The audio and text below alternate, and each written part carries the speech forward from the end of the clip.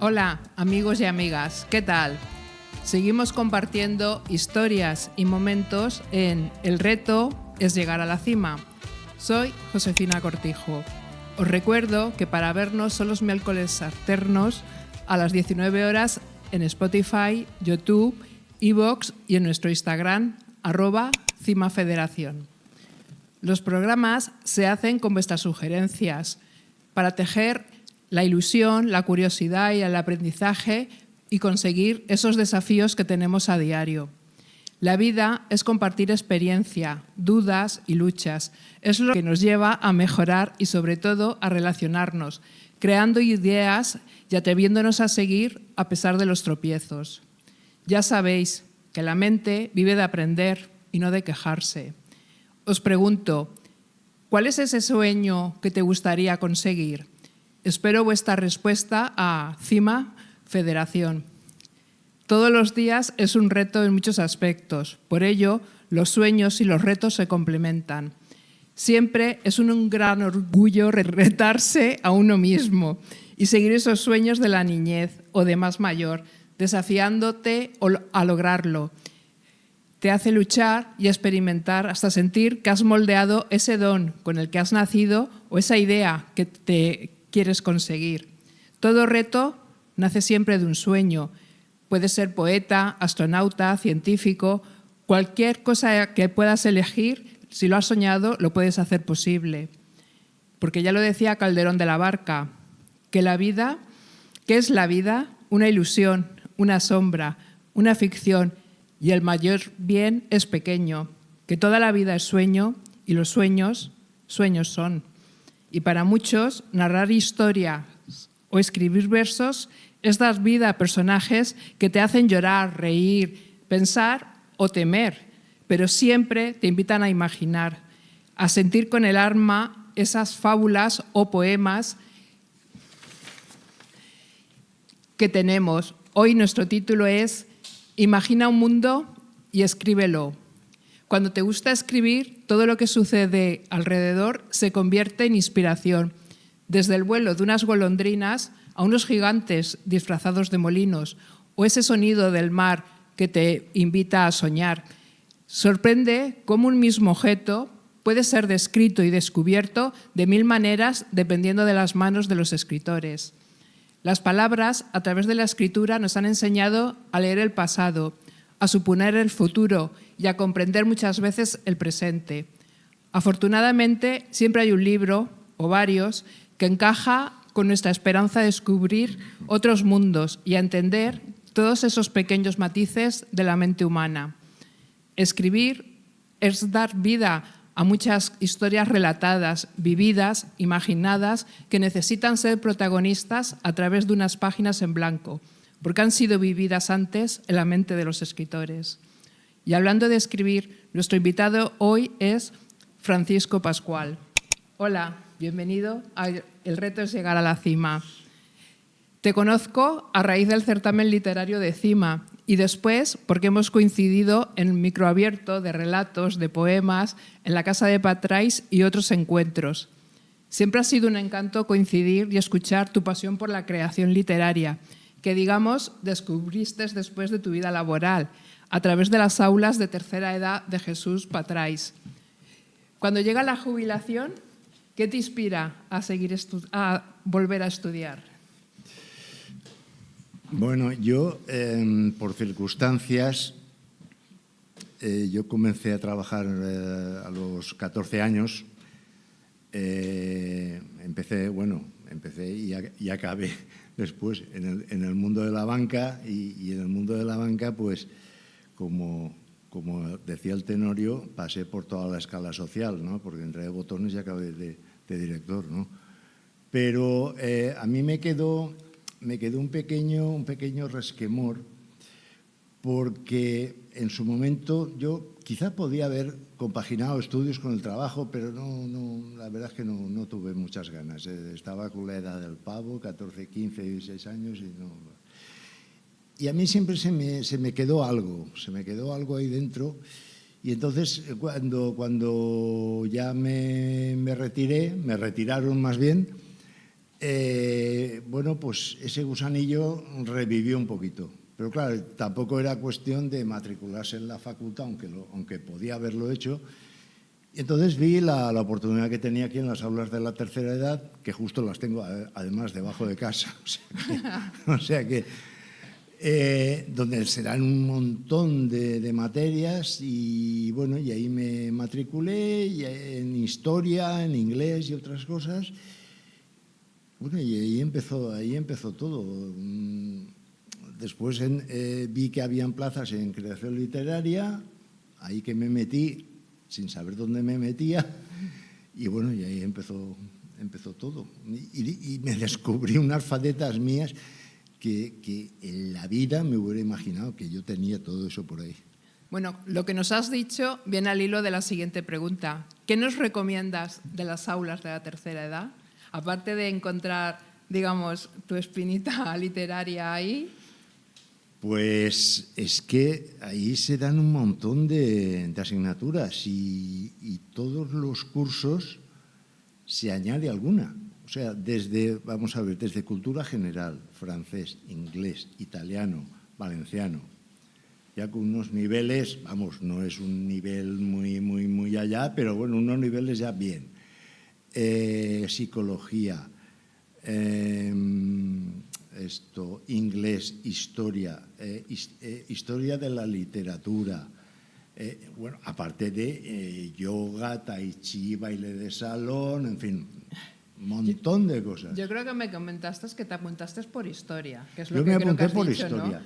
Pero ¿cómo llegas a la literatura? ¿Antes tenías pasión por leer o escribir o te llegó...? No, a ver, yo siempre he sido un buen lector, o sea, no he sido un lector de estos ávido de 15 libros al mes, no.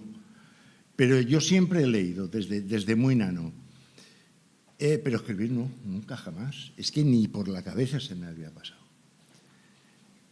Entonces yo me apunté sobre todo por historia, porque a mí una de las cosas que te decía antes, que el resquemor que me quedaba es que si yo hubiera ido a la universidad, yo desde pequeño yo tenía una cosa clarísima, lo tuve siempre muy claro. Yo hubiera hecho geografía e historia, que todos iban juntos, Sí. creo que iban separados, ¿no? Yo hubiera hecho geografía e historia, lo tenía clarísimo.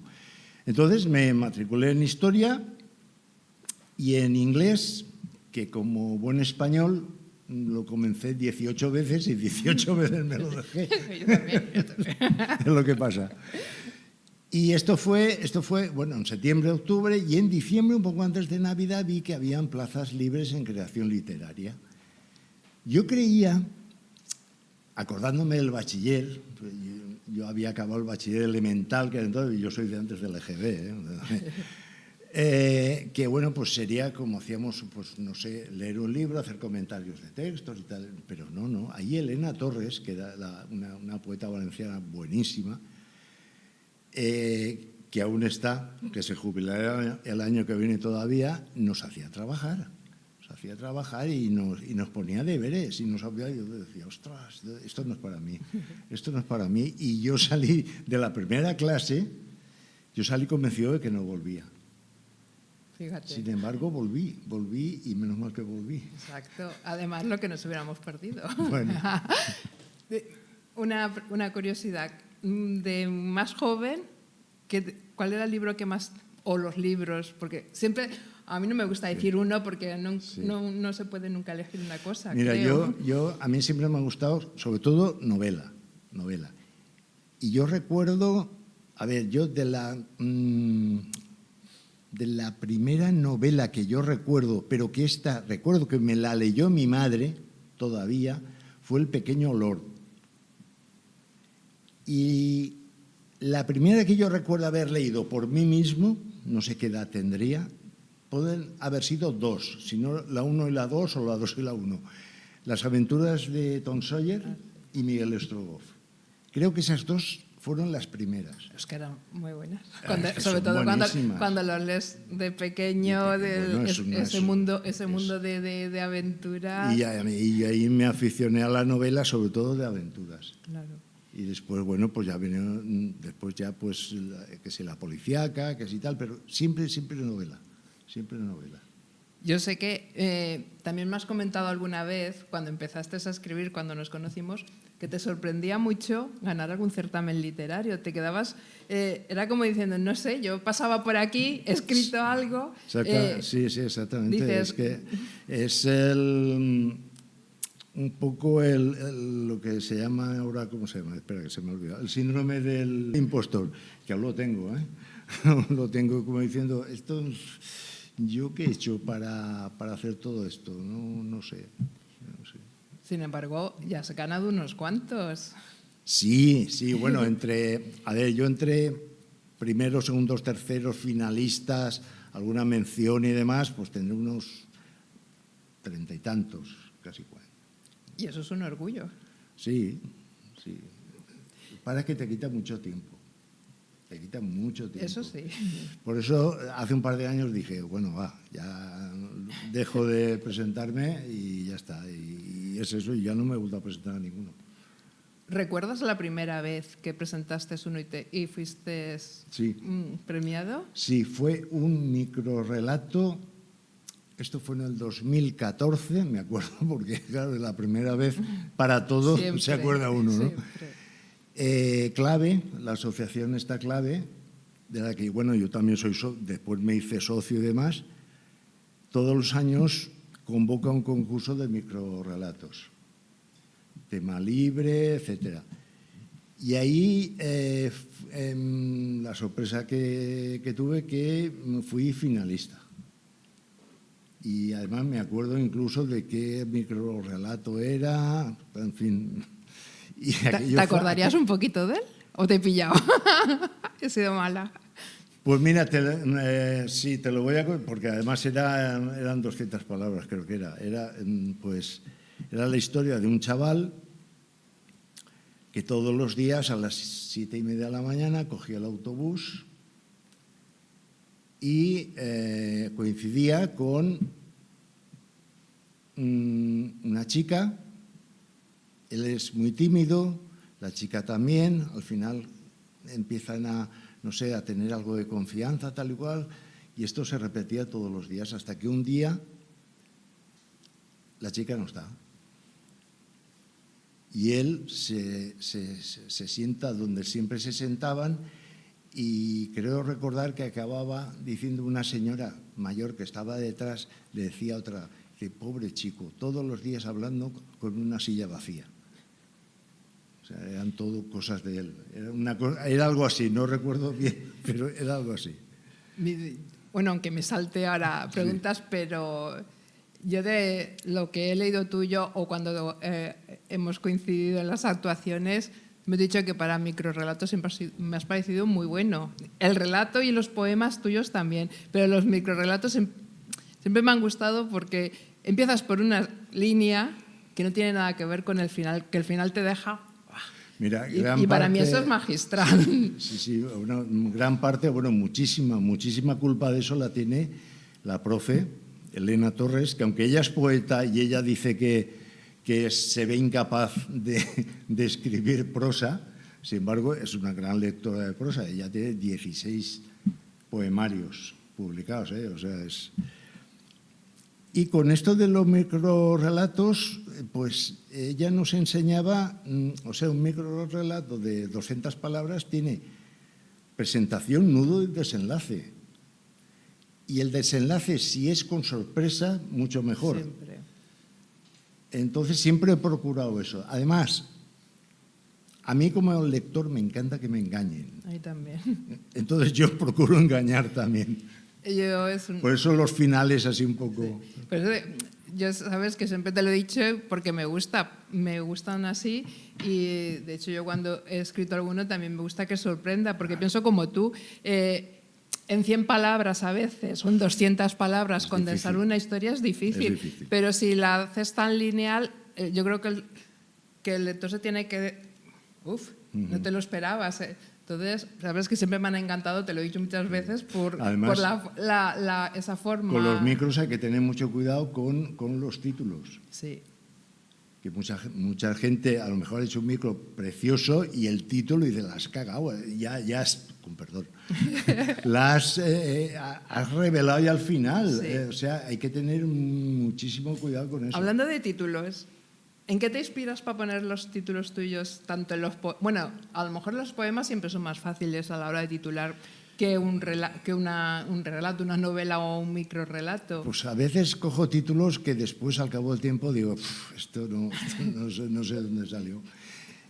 Con los relatos. Con los poemas, muchas veces pongo un verso. Un verso.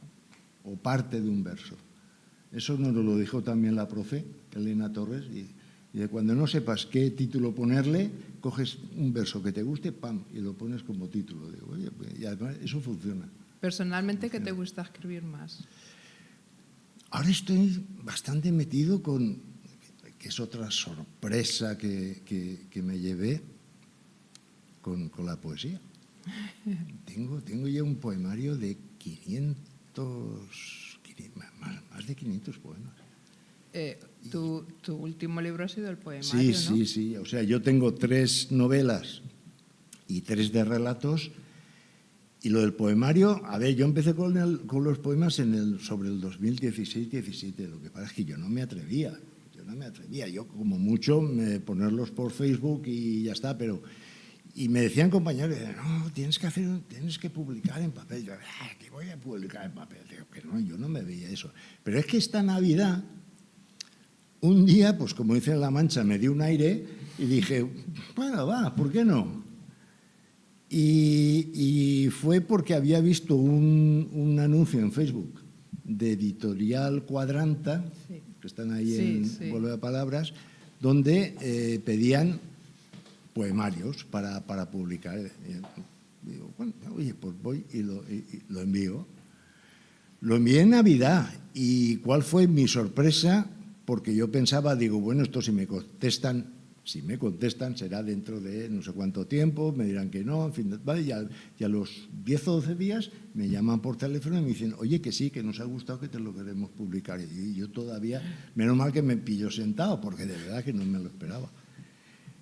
Y bueno, esto fue en Navidad y el 10 de marzo lo presenté. O sea que, vamos, increíble. ¿Siguen una línea o cada uno es diferente? No, eso es una manía que tengo, que me dicen que con la poesía eso no funciona, pero bueno, me es igual. A ver, yo con los libros de relatos, además muchas veces con el título del libro, uno de ellos es una caja de sorpresas en una colección de historias y otro es un legado sentimental en un montón de relatos o algo así. No pongo ningún orden, ni los agrupo. O sea, a lo mejor el primero es, no sé, de humor, y el siguiente a lo mejor es un dramón, y el siguiente a lo mejor es ciencia ficción, y el siguiente a lo mejor es de un problema familiar, un problema de conciencia con algún cura, por ahí, en fin. Todo seguidito. O sea, que la persona que lo está leyendo, el siguiente no sepa de qué va. Yes. Y con la poesía, con este poemario he hecho lo mismo, que me dicen que no, es que eso en la poesía no es mejor reagruparlo. Digo, bueno. Yo pienso como tú, tanto como lectora como escritora. Un poemario de por sí es difícil leerlos y cuando se basa en una misma cosa parece que... Sin embargo, cuando va a dispar, yo creo que se te hace más ameno, sí. Recuerdas mejor lo que vas leyendo que cuando va tratando, sin menospreciar que pueden tirarnos los escritores al cuello, pero bueno, dices, para mí como lectora, y si escribo es por eso, es en el momento que lo estás escribiendo, te basas en un hecho que te estás imaginando, no siguiendo una línea. Creo que, bueno, yo personalmente soy incapaz de seguir una línea que me marquen para escribir, porque no... A mí no me resulta, no, es muy difícil. Tú eres de los míos. Sí, o sea, lo que te lo dije. Cuando te conocí, te tiras a la piscina sin saber si hay agua. Exacto. Sí, entonces yo lo hago igual y a veces nos pegamos cada torta. Una torta. Porque es que es muy difícil que que dices marcar, no sé, no podría hacer un arreglo de letras de algo que me están diciendo, no, es que tienes que ir por aquí y después añadirle esto. Yo no puedo hacer eso, porque la mente mía no va libre. Entonces, cuando hablé contigo me decías lo mismo, van por otras pautas. Sí, a veces es una tontería, pero a veces los personajes parece que cobran vida y hacen lo que les da la gana. Exactamente. Yo recuerdo, yo a mi nieta, que bueno, mi nieta va a cumplir ya 14 años, pero incluso antes de nacer, yo ya le escribí, son 18 o 20 cuentos además larguitos, algunos de 25 o 30 páginas, o sea, para que cuando ella tuviera ya una cierta edad los podría leer. Bueno, pues recuerdo uno que, un relato que mi intención era un cuento para la chiquilla. Y a mitad del relato aquello empezó a desvariar. Los personajes se me fueron por peteneras y aquello acabó con un final muy poco edificante que desde luego para la chiquilla no era. Y dije, bueno, me ha quedado muy bien, pero esto no es un cuento para nanos. Es que creo, bueno, cuando hablas así con la gente que te lee, pero no escribe, y te dicen, ay, pero ¿cómo te los imaginas? Claro, dices, cuesta mucho explicar. No, yo no me los imagino, yo me pongo a escribir y ellos surgen. Sí, y es lo que dices, sí. A lo mejor yo los quiero llevar por algo más mejor, pero es que se van haciendo mayores en el folio y van haciendo su vida. Entonces, a veces te miran así como diciendo, madre mía, pero es que es así. Cuando te pones a escribir, es lo que has dicho tú, quieres encauzarlo para un sitio, pero es que te vas para otro, diferente, porque es como eso, que tienen vida en tu mente y sobre todo cuando estás escribiéndolos. Sí, yo sé que hay escritores, igual a veces me gustaría parecerme a ellos, que lo tienen, digamos, todo, o sea, que antes de ponerse a escribir lo tienen todo machacadito, los personajes, el argumento, esto va a ir por aquí, esto va a ir por ahí. Cuando se ponen a escribir ya es de una tirada. Eso tiene que ser una gozada, pero a mí yo no puedo. Ya, no puedo. Hace muchos años cuando fui finalista en un certamen y luego me invitaron a ir a un instituto a dar una charla. Y claro, todos los que iban pues eran esos escritores, escritoras, y hablaban, claro, eran chicos pues de los que tienen 16, 17 años, ellos cogían nota y claro, yo le dije a la profesora, es que yo no puedo soltar eso, es que yo no hago eso, y claro, todos, ¿pero qué notas? Digo, no. Digo, yo si tengo que hacer un borrador de la historia que voy a hacer, ya me he aburrido. No puedo. Digo, ni puedo hacer un croquis de, ay, fulanito, menganito. No puedo. Digo, a mí me surge, y ahora que ellos, digo, ¿y esta? Digo, no. Digo, esta historia quería que fuera de risa, pues no lo fue. Digo, pero claro. es que, digo, y hay veces que te entienden y hay otros que te miran así como diciendo, no, yo es que o busco la historia, me informo del lugar, cómo es, y yo pienso, aburrimiento. Por eso, cuando hablé contigo, digo, mira, por lo menos pensamos igual en ese sentido. Digo, no sé. Sí, mira, y además, por ejemplo, yo tengo, si no pasa nada, a finales de este año, principio del 17, saldrá una novela mía sobre un tema que no está muy trillado, está algo tocado, pero no está muy trillado, es ficción histórica sobre los almogávares. Está ambientado a principios del siglo XIV, en Sicilia. Mezclo personajes reales con personajes ficticios, situaciones reales, batallas reales, mezclado con una historia de amor. Sí que hay que buscar. Es un librito que es novela corta, porque además lo presenté a una editorial que pedían precisamente novelas cortas y que a lo mejor serán en papel, pues a lo mejor serán 120 o 130 páginas, no sé, no creo, quizás ni llegue. Pero la labor de documentación que me tuve que hacer me dejó hecho polvo. Digo, ostras, esto no sé si me gusta a mí tan... Es que hay la novela... Quizás soy vago para eso. No, pero la novela histórica, claro, ahí sí que tienes que buscar porque no puedes soltar... No. O sea, puedes soltar mentiras, pero si están dentro del contexto, Claro, no, dices, te puedes imaginar la historia en una época que te salga para hacer, pero lo que no puedes hacer es meter en la Edad Media y inventarte que iban en cohetes. No.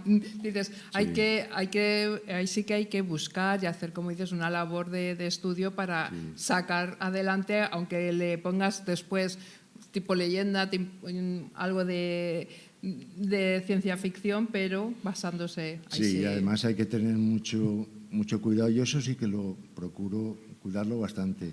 Es cómo hablan los personajes. Exacto, la forma de Porque hablar. yo ahora también. me estaba acordando de una novela que leí de un buen amigo, y además se lo dije y se mosqueó conmigo, pero bueno. Este hombre es muy culto, pero lo que no puede hacer un campesino español de un pueblo perdido por Castilla de los años 30, de la preguerra, es hablar como un académico. Exacto. Digo, no, esto no. Hombre, no, esto no. Es que se te desmonta la paraeta. Y yo eso sí que procuro cuidarlo bastante. Y si tengo que meter tacos, los meto. O sea, no alegremente y por deporte, sino que si aquí hace falta pues, para adelante. ¿Aceptas bien las críticas? Sí. Las constructivas, no las que...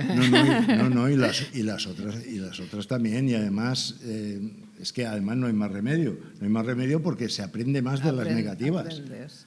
Se aprende más de las negativas. A mí me han llegado comentarios muy buenos y comentarios no tan buenos. Y luego con los no tan buenos, pues después lo analizas, lo ves y dices, bueno, pues tiene razón. Esta persona tiene razón. Aquí esto pues podría haber sido de otra forma. También a mí lo que me llama mucho la atención es que a lo mejor en un relato o en algún personaje, alguna novela, a veces me han escrito lectores que me dicen, es que esto me ha recordado un pasaje y me cuenta toda su historia. Digo, ostras, y esa frase que dije yo le ha recordado a esta persona todo esto. Y eso me da una sensación eso te da... como, no sé, como una gozada de decir, sí, no sé, sí. Esa conexión con alguien que no conoces realmente. Sí, o a lo mejor con una situación concreta que yo recuerdo que cuando lo estaba escribiendo yo estaba pensando en algo concreto y que a otra persona le ha venido a la cabeza algo completamente diferente. Digo, ¿cómo es posible? Yo no he dicho eso. Es como, no sé, con las canciones. Sí, también. Dices, las canciones a lo mejor también depende de tu momento, pero dices, tú la escuchas y para mí representa una alegría y yo te digo, esta canción es muy alegre y tú la escuchas y dices, ¿dónde está la alegría? Pues las letras es también cuando las lees, es el momento, pero yo creo que lo bueno es eso, de que cuando tú escribes, que las diferentes personas, cada uno lo interpretemos a nuestra manera, porque yo creo que eso también te hace sentirte orgulloso. O que te digan, no he entendido el final, también. No he entendido el final, sí, más de una vez me lo han dicho, ¿eh? En relatos cortos, a veces que, digamos, me paso un poco de frenada, me han dicho, es que no la acabo de pillar, y digo, ostras. Sí, es muy curioso. La verdad es que la mente, porque a veces dices, no sé, yo he escrito sobre el micrófono pensando que es azul y tú lo lees y me dices, y me ha encantado el tono rojo y dices, por Dios, lo vuelves a leer y dices, ¿dónde ha encontrado el tono rojo? Es muy curioso la visión que tanto al escribir como al leer. Y con la poesía, que claro, yo en la poesía soy novato en el sentido de haber publicado así, me está pasando una cosa curiosa, porque yo no lo había notado, pero como resulta que yo vengo de la narrativa. Entonces yo en mis poemas, sin querer, cuento algo.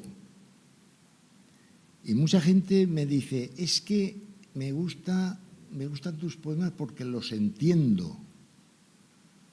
Digo, ya ya sé por dónde va la cosa, ya sé por dónde va la cosa. Sí, hay poetas que son muy métricos, muy cerrados, sí. muy tal, y entonces sus metáforas y eso, y entonces le dices, oye, ¿esto qué has querido decir? Mire, si no lo has entendido, lo vuelves a leer las veces que sea suficiente. Eso me soltó a mí uno, ¿eh? Que tú lo conoces también. No te voy a decir el nombre, pero tú lo me conoces imagino también. quién. Eso me soltó. Si no lo has entendido, vuélvelo a leer. Yo, tanto cuando los he leído, escuchado o a veces escrito, bueno, yo les digo a los míos poemas, pero... Bueno, es que en puede fin, ser prosa pero dices, poética. exacto, claro. dices, pero cuesta mucho y al que se te entienda, también es verdad que, por ejemplo, no es lo mismo leerlo para ti que leerlo en voz alta. Claro. Porque una mala entonación puede cargarse el poema perfecto. Perfecto. Porque tú lo has visto, lo hemos visto. Dices Sí, que hay sí, veces sí. que luego dices, madre mía, sí, era perfecto lo que escuchas, pero la entonación Si está mal declamado, es como una película buena que con Eso un mal es. montaje. Exacto. Se va a hacer puñetas. Sí. Entonces dices, son muchas teclas que parece que... Pero no es nada sencillo hacerlo. Es complicado. Sí. Creo que te lo he dicho, pero no me acuerdo. ¿Qué te sientes más cómodo escribiendo? ¿El micro, el relato, el poema? Bueno, ahora estoy yo más centrado, no sé por qué, la verdad es que no sé por qué, con los poemas. Pero a mí el micro me encanta. El micro o el relato corto también, a mí me encanta. Yo tengo entre microrelatos, relatos cortos y largos, novelas cortas, que también tengo unas cuantas, tendré cerca de 1000 o más de 1000 textos. Eso es lo que te quería preguntar, digo, porque yo sé que tienes muchos que no están publicados y que... Algunos son infumables, también todo hay que decirlo. Pero bueno, que hay muchos que yo muchas veces... Porque yo tengo dos pens, dos pens, como archivo de seguridad. Pero es que aparte de eso lo tengo todo en papel. Y hasta que no lo tengo en papel no estoy tranquilo. Porque digo, esto si se funde la luz, el papel está. No pasa nada. Y muchas veces buscando algo me he encontrado con textos que yo no me acordaba de ellos. Y estaban ahí, digo, ¿esto de qué año es? Ostras, del 2015, madre mía. Y a veces empiezo a leerlos y digo, ostras, que no lo pillo. Y, sí, esto es mío seguro porque estaba aquí. Y al final digo, pues sí, oye, y unas sorpresas a veces. Y cuando, por ejemplo, lees estos que están más antiguos o más olvidados, ¿no te genera querer cambiarle cosas? Sí, siempre. Mira, yo ahora si cojo el primer libro que publiqué fue en el 2015, fue un libro de relatos, que la verdad que pasé el primero estuvo muy bien. El formato era el mismo, todo mezclado. O sea, los tres ha sido lo mismo. Y claro, yo ahora, yo de vez en cuando sí que me gusta coger los libros y empezar a repasarlos y tal, y ves cositas que dices, ahora esto yo lo haría de otra manera, en fin, pero es porque al fin, o sea, con la práctica te vuelves más perfeccionista. Que no quiere decir que eso esté mal escrito, no, pero que podía estar mejor. Creo que también al cumplir los años, yo de cuando era pequeña tengo un montón a mano. Claro. Luego la máquina de escribir, que algunos ni se ven ya con la tinta de aquellas que habían. Y luego ya el ordenador. Y siempre me prometo que los voy a pasar al ordenador porque siguen estando ahí perdidos. Pero claro, me pongo a repasarlos y digo, madre de Dios, pero claro, es que piensas, a ver, con 12 años no tienes la visión de 20, ni las de 40 después, entonces dices, si lo cambias, ya has perdido el espíritu ese con el que se escribió, y por eso te he comentado lo de los relatos, porque los lees y es otra visión ya diferente, porque ese momento que tú lo escribiste ya no es el momento de ahora, de lo que te sucede el día a día, de lo que estás viendo, eso... no a lo mejor más serena o más cáustico, yo creo que es más cogido a veces con alfileres. Entonces lo cambias y cambias. Yo por eso me temo, porque si cojo alguno de los viejos, empiezo, lo que has dicho, ¿cómo puse yo esto? Y ya lo cambias y ya la lías, porque dices, uy, por una frase no cambia un relato, sí que cambia, porque ya se va por otro camino diferente. A mí lo que me ha ocurrido con los relatos cortos es que las 3 novelas han salido de relatos que yo ya tenía escritos y guardados. Que hice eso, empezar a repasar, y coger uno y decir, uy, esto da para más, y inventarme historias paralelas, subtramas, nuevos personajes y tal, y al final salió una novela de casi 300 páginas, de un relato que a lo mejor tenía 5. Claro.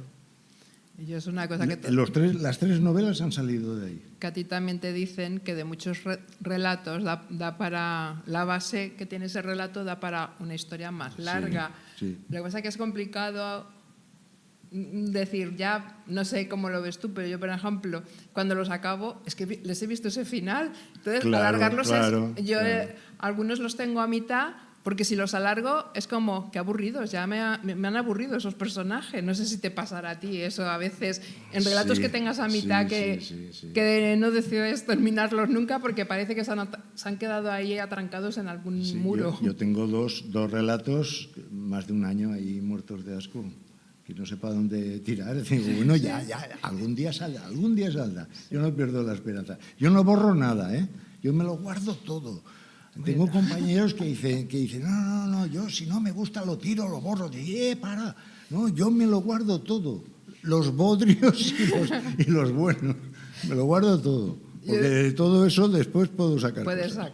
Puedes sacar. Claro. Lo que pasa que es complicado porque sí que parece que dices, bueno, te pones a escribir y es fácil. Sí, pero seguir a veces esa que se te ha quedado ahí, como dices, ahí atravesado por lo que sea, porque a lo mejor no te gusta cómo has dibujado ese personaje, cuesta mucho. Yo soy más de si no me gusta lo tiro. Por eso si sobreescribo algo, yo no guardo nada y después hago una copia, no, lo sobreescribo y claro, lo he tirado todo y ya ha cambiado. Pues en todo dices, no sé, hay gente que dice que es muy fiel de seguir esa guía, de hacerlo todo con una guía, que para mí de chapó, porque cada uno es de una forma, pero bueno. Sí, decían no sé si era de Dostoyevsky, me parece que era, que él las historias las tenía en la cabeza y las desarrollaba en la cabeza, y cuando se ponía a escribir, que no escribía, que dictaba, era todo seguido, todo de una. Igual que, por ejemplo, la música Mozart, que las sinfonías las tenía y cuando se ponía con el pentagrama era ya todo seguido. Porque lo tenía todo en la cabeza. Claro, eso, ojalá. Es que a mí, ¿sabes lo que pasa? Que cuando ya a lo mejor dices, no sé, pues, o cuando hemos hecho los monólogos, estos que decía que me los hacía un día antes y de cosas cotidianas, porque dices, en ese momento estás haciendo y estás viendo la historia y lo escribes en un momento. Con tus 2 amigas. Exacto. Ahí, que no me acuerdo. Sí, con Cristina y con Mamen. Dices, me salían al momento porque como la tienes ahí, claro, en ese momento lo necesitas escribir, porque luego ya es que ya te ha cambiado, ya ves otra cosa y dices, uy, lo que has dicho tú, podría haber puesto, pero... Podría. Pero el podría... Como decía Borges, la única manera de dejar de corregir es publicar. Exacto. Ahí ya no hay solución. Ya has dejado de corregir. Sí. Porque si no es pipam, y ahora esto y ahora aquello. Es como los exámenes. Si estás en un examen y empiezas a lo mejor es peor. Una vez que lo has entregado, ya está. Ya está. Lo que sea va a ser. Dices. Pero como empiezas a cambiar cosas, es cuando esa no sé, yo le digo la mala duda, nos hace... La pregunta que siempre se hace un escritor, ¿qué es lo que te inspira? Bueno, lo has dicho tú en la introducción, cualquier cosa. cualquier cosa, una frase, yendo por la calle, ver pasar a... No sé, mira, ahora me estaba acordando, no hace mucho escribí un relatito corto que fue estando en la parada del autobús, vi a un hombre joven, tenía unos 30 y tantos años, con una nete, tendría pues 5 o 6, una cosa así, que a mí me dio la impresión desde el primer momento en que era un padre separado que le tocaba a su hijo ese día. Porque que sí vamos allí, que sí vamos allá, y el nano no sé qué, no sé cuántos. Y de ahí me salió un relato que se lo di a leer a mi mujer y le saltaron las lágrimas. O sea, de cualquier cosa, una frase, a veces leyendo un libro yo a veces me copio frases porque digo, esto a lo mejor me puede servir o no. Claro. Pero de cualquier cosa puede surgir. Y con los poemas, pues no digamos con los poemas, yo qué sé, un soplo, un pajarito, un avión que pasa, yo qué sé, cualquier cosa. Cualquier cosa es buena para que te venga un poema, un relato. A la hora, por ejemplo, de leer... Yo sigo con la novela. La novela es lo que más... Novela. Yo creo que igual es una borrada lo que voy a decir, pero el único ensayo que he conseguido acabar es el de Irene Vallejo, El infinito... Sí, no sé cuál dices, pero... El de Irene Vallejo, que es una delicia. Vamos, que para ser un ensayo es una auténtica delicia. Es que el ensayo lo veo, en fin, pesadito, ya para gente más... Eso. Yo novela. Y novela, aventura, policíaca, de suspense, en fin... histórica, Posteguillo me vuelve loco. Yo te iba a decir, digo, Posteguillo me vuelve loco, que es, además es que tiene una gracia para escribir, que él hace ficción histórica, pero como está dentro de ese contexto, dices, bueno, esto no se sabe si pasó así o no pasó, pero pudo haber pasado así. Sí. Pues ya está, ahí tienes la historia. Yo pienso como tú, a mí soy muy de novela, me gusta casi toda menos, no me gustan las novelas de rosas, digamos. No, a mí tampoco. Porque nunca no me gusta ni de pequeña. La romántica no me gusta. Y Posteguillo a mí me encanta, porque además es lo que dices, te mete en la historia y no sé, es que te hace vivir ese momento, sí. Para mí es muy bueno. Y además tiene una manera de escribir muy amena, porque te ves un tocho de 1000 páginas y sin embargo para mí es muy ameno. Sí, se lee fácil. Sí. Yo lo leo fácil. No es porque a veces coges libros de historia que dices, madre mía, esto es un libro de texto como una casa, que esto no hay quien se lo trague. Todo fechas, historia y batallas y esto, pero no, pues te digo, lo hacemos. Wow, dices, en uno de los certámenes de CIMA, bueno, una señora que premiamos me decía, a mí lo que no me gusta escribir es nombres en inglés porque no los entiendo y no me gusta leer nada que vaya con nombres en inglés. Y yo decía, pues bien. Dices, por eso estamos los españoles que escribimos luego en español. Pero es cierto. Dices que nos suele suceder que los que son históricos, pero son de estos que son como, no ensayos, pero muy cuadriculado, esos momentos se te hacen más pesados. Sí, necesitamos meternos mucho en esa historia y vivirla, porque leerlo es vivir. Aparte de Posteguillo, bueno, me gustan muchísimos autores, pero sobre todo últimamente estoy leyendo a muchas autoras, María Dueñas, Julia Navarro, Matilde Asensi, bueno, son extraordinarias. También me encanta. Extraordinarias, es que no hace falta irse a ninguna cosa extraña. No. Dices, no ya por tirarnos un viva, pero hemos tenido y seguimos teniendo muy buenos escritores y muy buenas escritoras en todas las ramas, novela, ficción, poemas. Dices, porque te puedes leer los de antes y siguen estando en el momento. Yo tengo los episodios nacionales de Pérez Galdós y de vez en cuando los repaso. Muy bueno. Es que es una maravilla,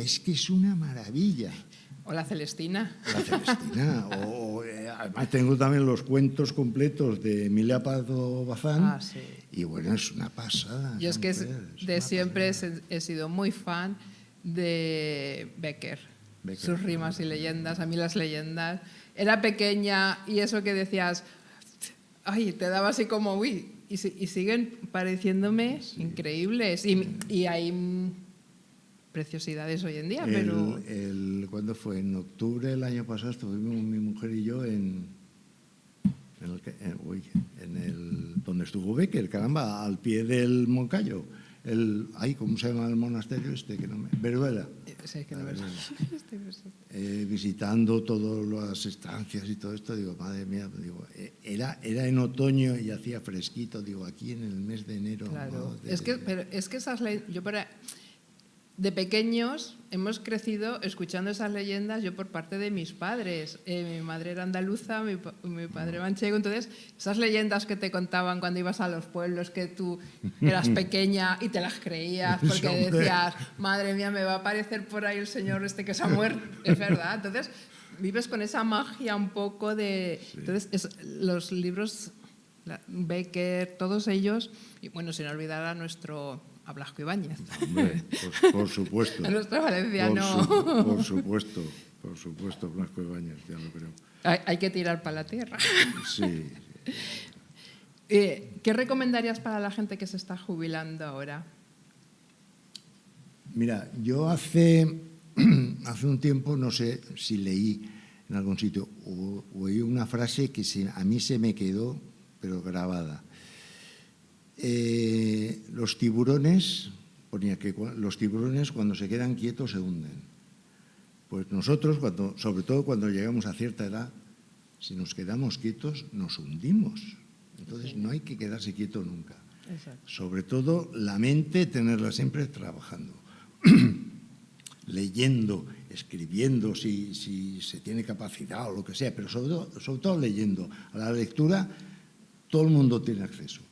Todo el mundo tiene acceso. Y tú eres un ejemplo de haber ido superándote. Y a veces eso, de lo que me ocurrió a mí, que de repente a los casi 60 años descubres que dices, ostras, yo tenía esta cierta facilidad y resulta que lo que estoy escribiendo además está gustando. Digo, ostras, pues no sé.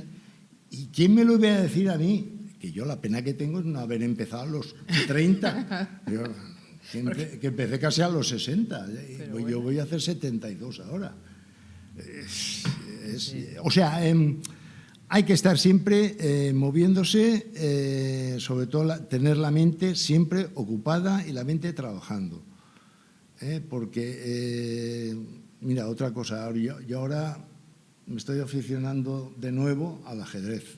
Por ejemplo, yo de chaval sí que jugué, tuve un cierto nivel, pero he estado muchísimos años sin tocar. Bueno, pues ahora me estoy empezando otra vez a enganchar al ajedrez y es muy bueno porque es analítico y el cerebro trabaja, lo haces trabajar y me lo cargo y en fin. Sí. Es muy bien. O sea, hay que moverse. Yo la metáfora esta del tiburón a mí se me quedó grabada. Digo, es que es esto. Es muy buena. Si nos quedamos quietos nos hundimos. Y es que además yo en mi familia, mi padre concretamente, viví eso. Mi padre se jubiló a los 65 años, él era autónomo, pilló una depresión porque ya no servía para nada, que si no sé qué, que no sé cuándo, y se murió a los 76 de otra cosa, pero con la depresión encima, no se la quitó encima ya. Sí. Y yo dije, a mí esto no me va a pasar. Yo creo igual que tú en ello. Dices, si dejas de moverte, el cuerpo no va a seguir. Necesita ese empujón diario. Sí. Bueno, gracias Francisco por compartir tu experiencia, muchas gracias tus sueños. A ti porque se me ha pasado enseguida. Esperamos vuestras opiniones y preguntas. El podcast es para compartir y disfrutar. No olvidéis que las asociaciones de mayores ofrecen un amplio abanico de posibilidades para seguir aprendiendo y compartiendo momentos. En nuestro Instagram, @CIMAFederación, comprobaréis las actividades que hacen las personas mayores. Recordar que se ha convocado el concurso literario y las bases están en la web e Instagram. Animaros porque siempre hay una historia para contar.